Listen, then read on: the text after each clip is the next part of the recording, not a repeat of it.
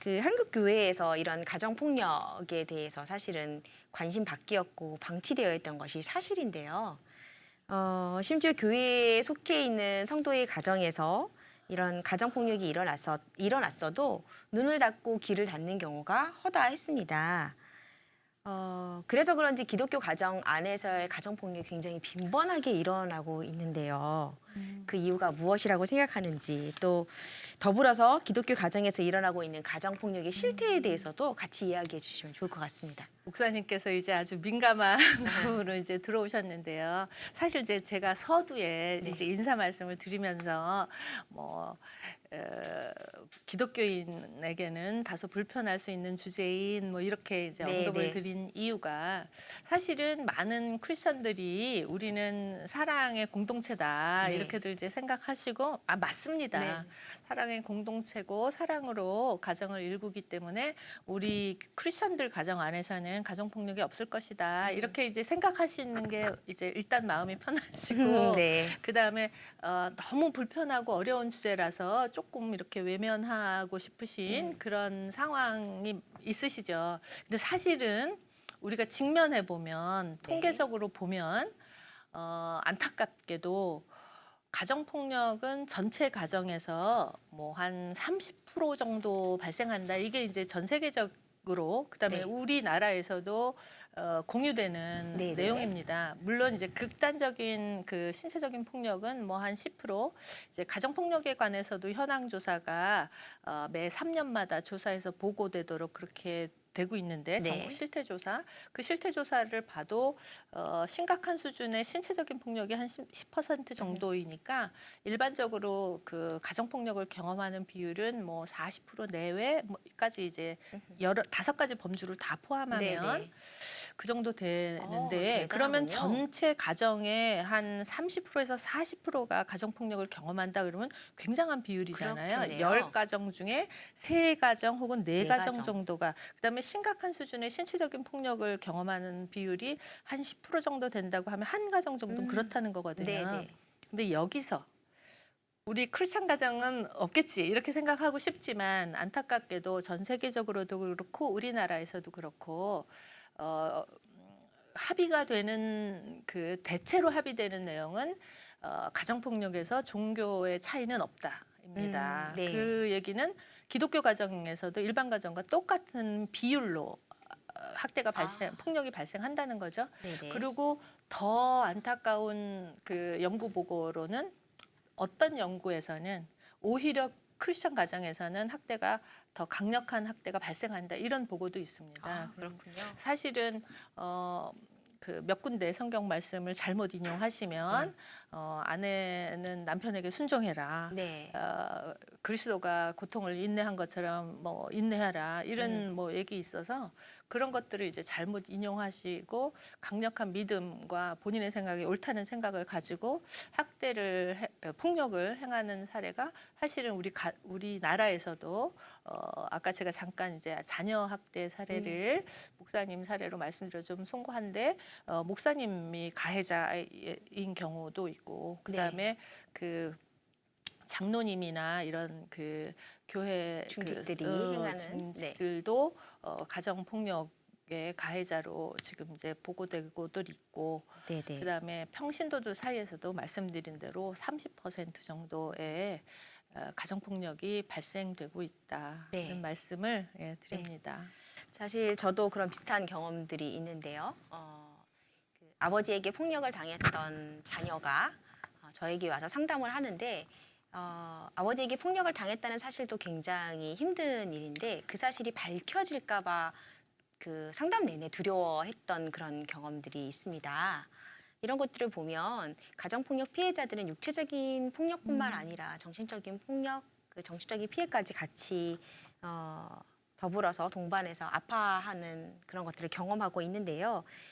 이들의 회복을 위한 제도라든지 아니면 프로그램이 있는지 한국 교회가 이런 이들을 위해서 그 민간 협력으로 할 수 있는 역할은 혹시 있을지 굉장히 궁금합니다. 광범위한 네. 여러 가지 이제 질문을 해주셨는데 먼저 그 우리가 피해자에 대해서 좀 이해하셔야 될 부분이 있습니다. 그러니까 그 성인들 사이에서 가정 폭력이 이제 예를 들면 부부 간에 배우자 폭력이 일어나는 경우에 많은 분들이 그 폭력을 왜 당하고 있어? 그냥 네네. 나와서 신고를 하거나 처벌을 해달라고 하면 될 거 아니야? 이런 생각들을 많이 하시는데 오늘 우리가 이런 자리를 마련해서 다 같이 관심을 가져야 되는 그 내용 중에 하나가 우리 크리스천 가정 중에도 30% 가정이 가정폭력을 경험하고 있다. 네, 네. 가정폭력을 경험하면 아까 극단적인 경우에는 사망에 이르진다 했는데 사실은 그 사망에 이르는 경우 외에 많은 경우가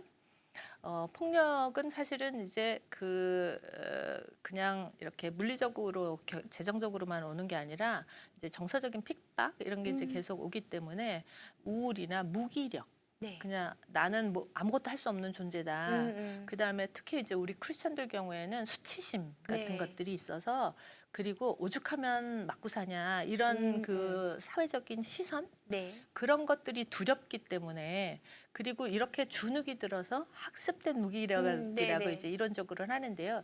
이렇게 이제 지내게 되니까 또 가해자들이 흔히 하는 그 얘기가 너 어디 가서 얘기하면 죽을 거야. 아니면 너뿐만 아니라 너네 가족까지, 너네 네네. 부모까지 뭐 이렇게 위협을 하기 때문에 외부에 알리는 거를 일단 통제를 하는 거고요. 그다음에 이제 또 하나는 나가서 내가 이 폭력에서 벗어나서 이거보다는 잘 지낼 수가 있어야 되잖아요. 그렇죠. 생존은 가능해야 되잖아요. 네. 근데 이런 학습된 무기력이나 우울, 수치 이런 그 정서가 이제 커지기 때문에 스스로 독립적인 생활을 하기가 참 어려운 그렇군요. 상황이어서 네. 신고 자체를 두려워하고 음. 여기서 벗어나기를 이제 어려워하는 상황이 됩니다. 그래서 네. 이제 우리 크리스천들이 이제 해주셔야 될 사실은 이제 오늘 동영상을 보시는 분들께 꼭 부탁을 드리는 이유는 사실은 우리 기독교 가정생활 협회에서도 굉장히 강조하고 계시는 이제 내용인데요. 이웃의 관심을 가져주시도록 하는 거죠. 그래서 우는 가정이 있으시면 네네. 이제 따뜻한 관심을 가지고 이렇게 살펴봐 주시면 사실은 이제 이런 분들이 아까 이제 통제 말씀을 드렸는데 다른 데다 얘기하기 어려운 이런 분위기를 이제 조성을 하거든요. 그러니까 우리가 신앙 안에서 뭐 교회에서 신앙생활을 하고 하실 때 좋은 관계를 좀 맺어 주시면 이제 이분들이 우울감이나 죄책감이나 이런 여러 가지 성향 때문에 네. 대인 관계가 좀 어려우실 수 네, 있거든요. 그렇죠. 그러니까 그런 거를 좀 이해하시고 이제 좋은 이웃으로 친구로 이제 기능을 해주시면 마음을 터놓으실 수가 있도록 해주시고 이제 마음을 터놓으실 수 있는 관계 형성까지를 해주시는 게 이제 일반 교우님들께서 네네. 해주셔야 되는 이제 역할이신데 그 다음에 이제 중요한 게 이제 힘이 지금 없는 상황이시니까 네네. 자꾸 이렇게 정서적으로 좀 지지해 주시고 도와주시고 그다음에 이제 또 하나 오늘 이런 이제 동영상을 보시고 이제 배우셔야 될 내용 중에 하나가 네. 이제 아까 목사님께서 이제 여쭤보셨는데 사실 우리 사회에서 나름 이런 체계가 있습니다. 그래서 그렇습니까? 가정폭력으로 지금 이제 112에 신고하시면 되고요. 네. 112나 또 1366에 신고를 하시면 가정폭력 상담을 받으실 수가 있고 네. 가정폭력 상담을 통해서 법적 절차나 그다음에 치유를 받으실 수 있도록 그렇게 도와주는 체계가 있습니다. 네. 지원 체계가. 그래서 이 지원 체계를 충분히 활용하시면 참 좋겠습니다. 그래서 상담을 받으실 수가 있고 또 지금 현재 가정에서 지내기 어려운 상황이시다 이런 경우에는 이제 쉼터에서 생활하실 네. 수가 있고 쉼터에서 생활하시다가 힘을 되찾으셔서 가정으로 돌아가셔서 가정이 치유되면 그게 이제 제일 바람직하지만 네. 혹시 그런 상황이 못 되시더라도 자립하실 수 있도록 뭐 한부모 가정 지원 체계도 있고 주거 지원도 있고 그다음에 취업 지원도 있고 그래서 스스로 생활하실 수 있도록 물론 최저생계 이제 보장도 해드리고 네네. 그래서 절대로 가정폭력을 계속 참고 지내셔야만 살 수 있는 건 아니라는 이런 다양한 정보를 주시는 네네. 게 참 중요하겠습니다. 네. 그 제가 사역하고 있는 기관에서도 가정폭력 쉼터와 함께 MOU가 맺어져 있어서 제가 상담 지원을 나가는데요.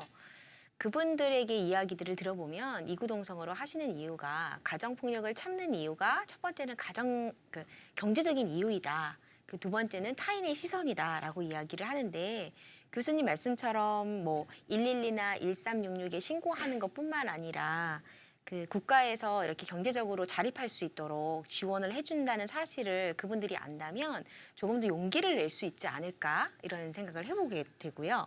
네, 제가 이제 직접 그 상담에서 개입했던 사례 중에도 충분히 가정폭력, 사실은 이제 가정폭력을 계속 나만 참으면 되지 이렇게 생각하시는 분들이 많은데 네. 사실은 그런 생각 자체가 가정폭력을 중단시키는 걸 못하게 하는 네, 거라서 그렇죠. 네. 그리고 자녀에게는 엄마가 맞고 살아도 되는구나 이런 걸 또 보여주는 그런 상황이라서 사실은 아까 제가 세대 간의 전승이 되는 게 문제다라고 네. 말씀을 드렸는데 그거를 끊어주는 것도 굉장히 이제 용기 있는 행동이라 그걸 이제 끊어주는 행동을 하시는 게 굉장히 중요하고 제가 이제 개입했던 사례 중에도 70대 할머니께서 쉼터에 오셨어요. 네. 그래서 여쭤봤더니 신혼부터 그러니까 근 60년 50년 이상을 이제 폭력을 한평생을. 당하셨다는 네. 거예요. 그래서 근데 어떻게 이렇게 오시게 됐어요? 그랬더니 뭐 이런 거 보신 거죠. 뭐 네. 방송 보고 내가 더 이상 이렇게 살지 않아도 되겠구나. 내가 갈 데가 있구나. 이런 걸 아셨기 때문에 50년 만에 오셨다는 거예요. 네, 네. 그래서 이런 정보를 제공해 주시는 게 굉장히 중요한 것 같습니다. 맞습니다.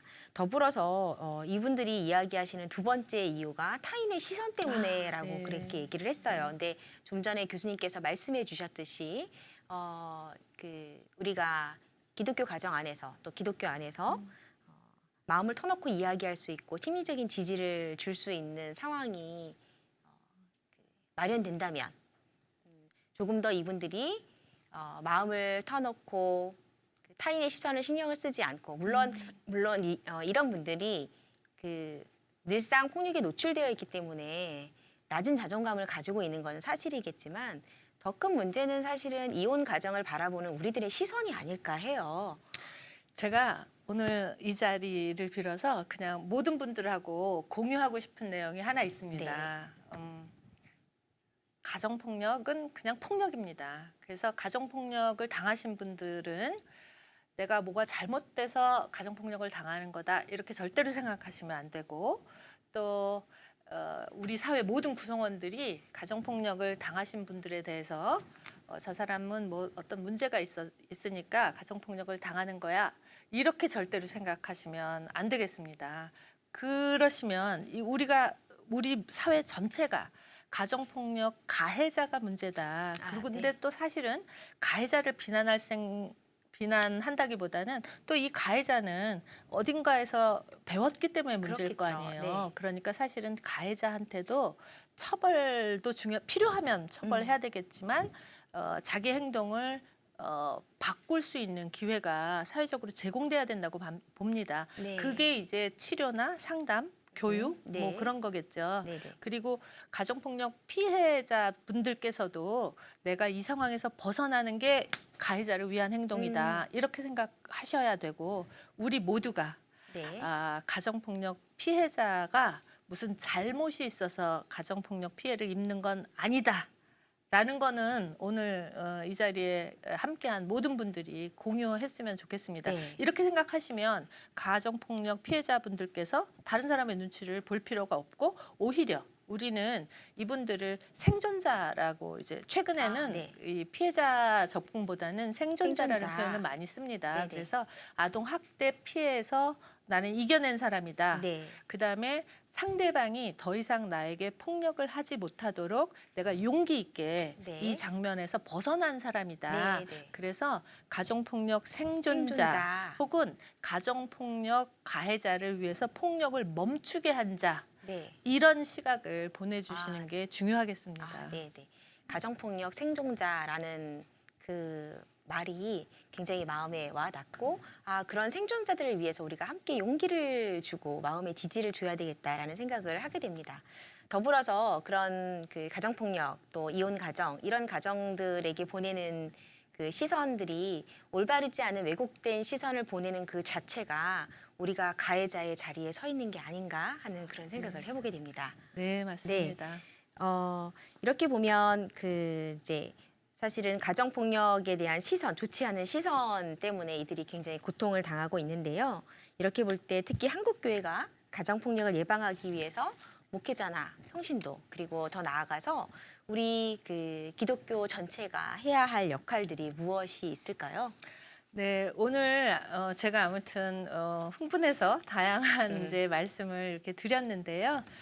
오늘 대담을 마무리하면서 제가 꼭 여러분들하고 공유하고 싶은 생각은 지금 이렇게 사회적으로 인식을 바꾸자 이런 구호에만 멈춰서는 안 될 것 같습니다. 네. 우리 크리스천들이 다 함께 그 각각의 지체마다 할 일을 하시는 게 굉장히 중요하다고 생각하거든요. 네네. 실천하는 크리스천이 돼야 되겠지요. 네네.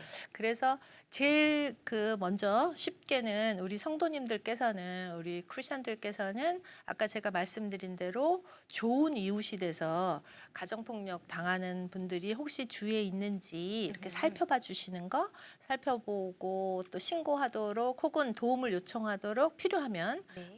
정서적인 지지 힘이 되어 주시고 우는 가정과 함께하는 더불어 함께하는 그런 자세가 굉장히 중요할 것 같습니다. 네네. 교회 차원에서는 사실은 우리가 이건 제가 아까 말씀드린 내용하고 이제 같은 맥락에서 역할을 찾아볼 수가 있는데요. 네. 우리가 왜 가정폭력을 이렇게 하게 30%나 되는 가정에서 크리스천 가정임에도 불구하고 가정폭력이 발생될까 하는 걸 이제 생각을 해봤을 때 잘못된 학습이 네. 문제인 거잖아요. 그렇죠. 그래서 사실은 교회는 우리 사회에 가장 기본적인 그 교육 단위가 될 수 있다고 봅니다. 네네. 그래서 뭐 주일학교 사실은 공공 학교보다 더 일찍 시작하는 게 우리 주일학교잖아요. 그렇죠. 네. 그래서 아주 그 어린 시절 학교 그다음에 학교를 졸업하신 분들도 계속 다니는 게 교회잖아요. 교회죠. 그쵸. 그래서 가정폭력에 대한 인식을 바꾸는 예방교육 이런 것들은 네. 교회야말로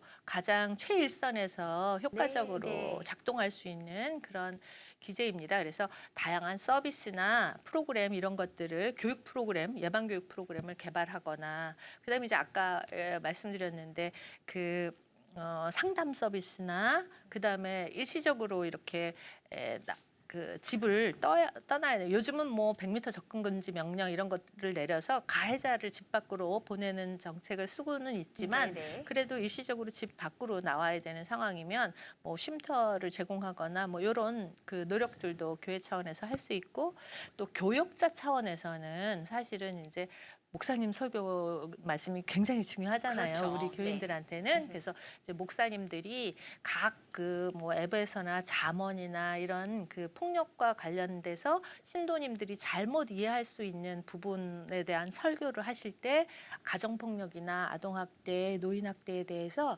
분명히 지침을 좀 받을 수 있는 설교 말씀을 해주시는 것. 그다음에 목사님들 중에 70% 정도가 가정폭력 상담을 해본 적이 있다 이렇게 얘기하시거든요. 네네. 그게 왜 그러냐면 목사님들이야말로 그 다가오고 방문해서 성도님들의 신방하시죠. 신방하시는 역할을 하고 계시기 때문에 그렇게 하실 때 가정폭력에 대한 그 발견을 가장 하실 수가 있는 그 위치이셔서요. 네. 가정폭력에 대한 그 민감성이랄까요? 그 인식을 목사님들께서 이제 가지시는 게 제일 중요하고 그 다음에는 가정폭력에 대한 정보를 사실은 이제 인식 전환만 있어서 되는 게 아니고 이분들이 어떻게 해야 될지 모르는 이런 네, 상황인데 네. 물론 기도로 같이 해주시는 거 굉장히 중요한데 구체적인 정보를 제공하시는 것도 중요하거든요. 네, 그래서 네. 이제 목사님들이 그런 정확한 정보를 가지고 신도님들을 이제 하실 수 있도록 신방하실 수 있도록 하시면 좋은데 또 이런 거를 개별 목사님들이 다 목사님 책임으로 하기에는 좀 어렵잖아요. 그렇죠. 그러니까 이제 교단 차원에서 기독 교계 차원에서 이렇게 목사님들이 어떤 설교를 어떻게 하시면 좋을지, 어떤 말씀은 어떻게 해석해 주시는 게 좋은지, 신방 가서 가정폭력 상담을 받았을 때 어떻게 하면 좋은지 뭐 이런 것들에 대해서 뭐 매뉴얼이라면 매뉴얼일까요? 지침 같은 거 이런 것들을 좀 제공해 주시고 아, 네. 또 그 목사님들이 이런 내용들을 좀 아실 수 있도록 이런 뭐 오늘 같은 자리는 좀 일반적인 자리잖아요. 그러니까 조금 이렇게 대상을 목회자들 구체화시켜서, 또 혹은 네. 직분을 가지신 분들 이렇게 이제 구체화해서 교육할 수 있는 프로그램 이런 것들을 마련해 주셔도 좋겠고 또 교단 차원에서 사실은 이제 가정폭력 가해나 피해에서 그 믿음의 위협이나 혼동을 겪으시는 분들이 참 많이 아, 네, 있으시거든요. 그쵸. 네. 그런데 또 가정폭력에서 벗어나도록 하는데도 영성이 굉장히 큰 힘이 되잖아요. 그쵸. 그러니까 이런 것들을 좀 우리가 그 지원할 수 있는 어떤 지원 체계 이런 거를 마련하시는 게 좋겠고 또 사실은 더 원론적으로는 뭐 신학자들이나 저희처럼 이제 가정폭력 이런 거 이제 하시는 분들이 좀 이렇게 그 신학적인 이론적인 기반 이런 것들을 좀 더 구체화하고 그러니까 신학 교육을 받을 때 그런 예. 것들도 같이 먼저 했으면 좋겠다 이런 네, 말씀이시죠? 맞습니다. 이렇게 지체별로 좀 음. 이렇게 구체적으로 역할을 좀 찾아서 실천하면 오늘의 자리가 참 뜻깊은 자리가 될 것 같습니다. 네네. 이렇게 교회에서 또 이렇게 우리 현장에서 사고뿐만 아니라 인식의 전환 또 구체성을 가지고 그 지경을 넓혀가는 것이 무엇보다 중요하다 이렇게 말씀해 주셨습니다. 가장 중요한 것은 내 이웃을 내 몸과 같이 사랑하라라는 주의 말씀이 또 생각이 납니다.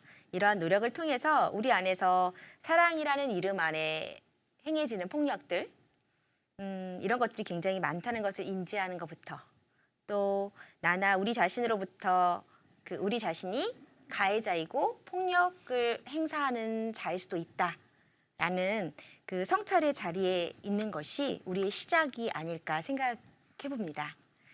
교수님 끝내기 전에 우리에게 꼭 마지막으로 당부하고 싶으신 말씀이나 이 얘기는 잊지 말았으면 좋겠다라고 생각하시는 것이 있으실까요? 네, 가정폭력은 절대로 나와 상관없는 남의 일이다. 이렇게 생각하지 마시고 네. 우리 주위에서 흔하게 발생하는 일이다. 음흠. 또는 나도 모르게 가정폭력을 행하고 있지는 않을까? 폭력적인 행동을 사랑하는 우리 가족원들에게 행하는 건 아닐까? 이렇게 좀 점검하시는 자리가 되면 참 좋겠고요. 네. 그다음에 이제 아까 말씀드린 대로 교회 각 지체마다 오늘 자리를 빌어서 가정폭력 관련해서 내가 할 수 있는 일이 뭐가 있나 한번 구체적으로 역할을 좀 찾아보는 그런 네. 기회가 됐으면 좋겠습니다. 네, 감사합니다. 하나님 나라를 최초로 경험할 수 있는 가정, 그 가정이 주님이 바라시는 아름다운 가정이 되기 위해서 우리 모두 함께 기도하면서 준비하고 만들어 가야겠습니다. 오늘 말씀 대단히 감사합니다.